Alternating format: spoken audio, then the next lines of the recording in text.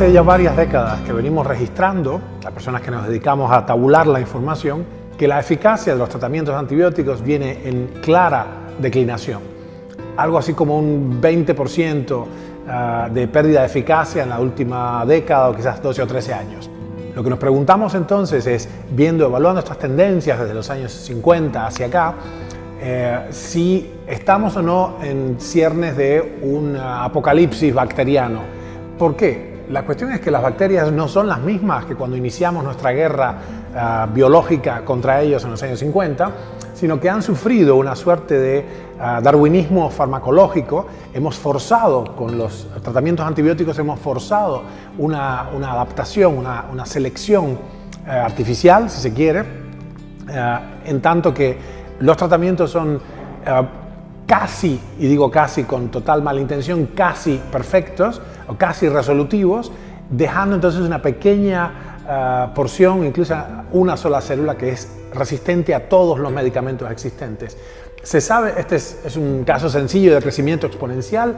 Las bacterias se desarrollan, se replican a una gran velocidad. El tiempo en que tarda en generarse una nueva producción, una nueva camada, se llama tiempo de generación. Yo he tratado de dibujar acá unas 6 replicaciones, 6 generaciones. El doubling time de esta bacteria, supongamos que sea la Escherichia coli. Si fuera la Escherichia coli, el tiempo de generación sería 20 minutos. Otras especies, Saccharomyces, por ejemplo, Saccharomyces cerevisiae, es 18 minutos. Hay diferentes tiempos, pero con este simple número, la Escherichia es un microorganismo muy común en nosotros.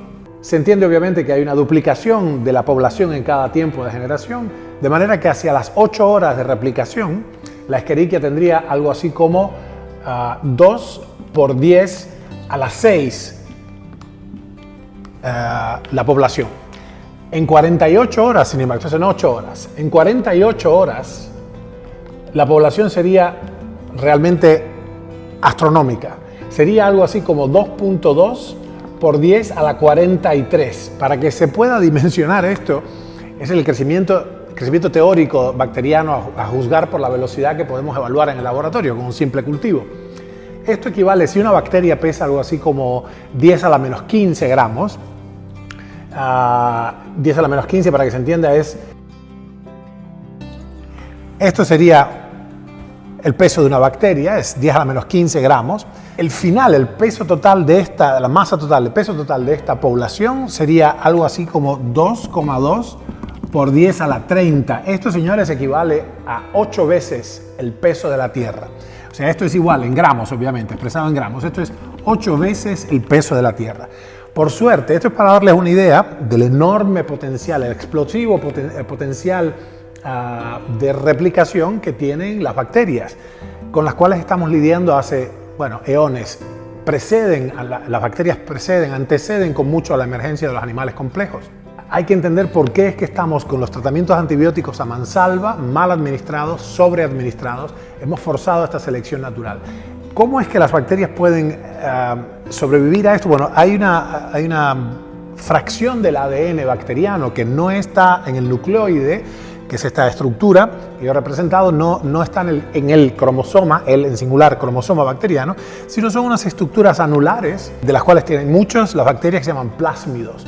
Lo interesante es que una bacteria que ha podido sobrevivir a los embates farmacológicos que les hemos dado, estas características, estas mutaciones favorables pueden ser conferidas, diseminadas entre una bacteria y otra a través de los plásmidos. He aquí la cuestión. Estamos entonces ante un próximo apocalipsis bacteriano. Nuestro grupo ha calculado que, de acuerdo con la información existente, de la declinación de la eficacia antibiótica, o dicho de otra manera, el incremento exponencial, claramente graficable, de la resistencia antimicrobiana, la resistencia bacteriana a los tratamientos farmacológicos, hacia el 2050 tendríamos más o menos 7 años, tendríamos ya un cese total de la eficacia de los tratamientos antibióticos contra las bacterias. ¿Qué nos queda entonces? Nos quedan otros sistemas para mejorar la inmunidad, tratamientos combinatorios y algo muy interesante que son los bacteriófagos.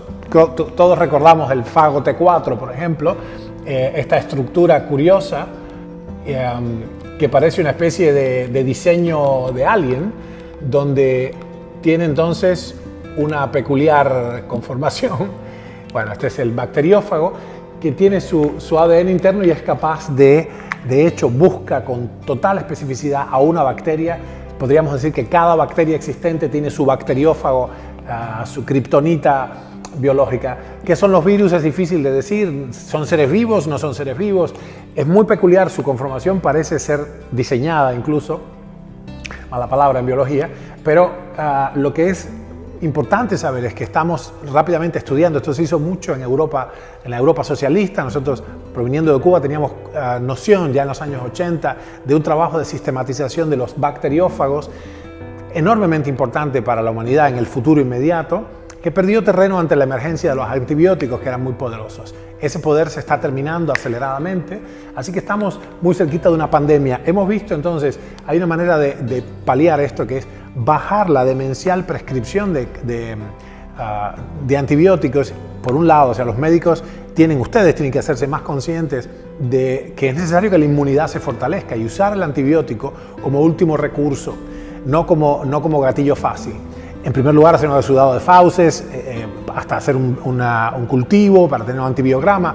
No voy yo a decirle a los médicos cómo tienen que operar, pero desde el lado de la ciencia sí es claro que estamos siendo muy displicentes con el abuso de los antibióticos, que como dijimos antes, hemos establecido que el abuso de los antibióticos ha forzado una selección darwiniana, una selección artificial, ha forzado la emergencia de nuevas superbacterias que a través de sus ancestrales capacidades han logrado ya ser resistentes a cualquier fármaco conocido. Dos puntos más importantes. Uno es la nutrición. Se sabe que la glucemia elevada, la hiperglucemia, obviamente favorece el desarrollo bacteriano. ¿Acaso no comen las bacterias glucosa? De hecho, la razón por la que no pesan más las bacterias que el planeta es porque en la fase inicial de crecimiento es seguida de una fase de meseta y después de una fase de decrecimiento. Esta fase inicial se conoce como lag, donde esencialmente esa población está fabricando sus enzimas para poder prepararse para una eclosión demográfica basada en los nutrientes disponibles. Esta fase ya es un crecimiento logarítmico, se conoce como log. Esta es una fase de meseta, digamos, un plató, ¿sí? Y esta fase es una fase de crecimiento, muerte, por lo tanto se le conoce como death phase. Lo que sostiene el crecimiento continuo de las bacterias, llamémosle la capacidad instalada, la capacidad de carga del organismo en el que esto tiene lugar, es la disponibilidad de nutrientes. Tiene perfecto sentido entonces que una de las medidas antiinfecciosas más importantes es tener glucemias bajas y entrar incluso en ayuno, que es lo que muchos animales hacen, si ustedes se dan cuenta, o incluso nosotros también. Cuando tienen una infección automáticamente se suspende el apetito y eso desciende la glucemia y sube las cetonas, sube la fiebre por otra parte, que hay que dejarla operar. Algo que se sabe de los estudios clínicos naturopáticos de la primera mitad del siglo XX es que la fiebre, ya está muy claro, es la temperatura óptima para la función enzimática de de las células blancas antibacterianas de nuestro organismo. El sistema inmune opera óptimamente a una temperatura superior a los 38 grados. Otro asunto es tener las vitaminas D, en particular la D3 y C, así como el selenio y el zinc, en grandes cantidades. La razón de esto es que las enzimas propias del sistema inmune y todas las células del sistema inmune, nuestro ejército inmunológico, dependen de cantidades bastante más grandes de estas sustancias D, C, zinc y selenio que las que se estamos registrando en el plasma de nuestros pacientes. O sea, el tráfico, la población que estamos testeando nosotros en el laboratorio de terapia metabólica tienen niveles muy deprimidos, muy bajos, muy pobres de estas sustancias. Ya ha sido visto que las grandes epidemias, desde la peste bubónica hasta incluso, las epidemias más recientes donde teníamos más noción de estas cuestiones, como la epidemia de influenza de 1918, que cobró tantos millones de vidas, coincidían con el final del invierno, con hambrunas de alimentos frescos o con directamente la falta de acceso a los nutrientes más esenciales. Así que esas cosas hay que tener en cuenta. Por favor, vean nuestro blog donde están las referencias científicas de este material acerca del peligro real, cierto y cercano de un momento en que la emergencia de una superbacteria sea cuestión ya inminente. Bueno, continuemos el diálogo entonces.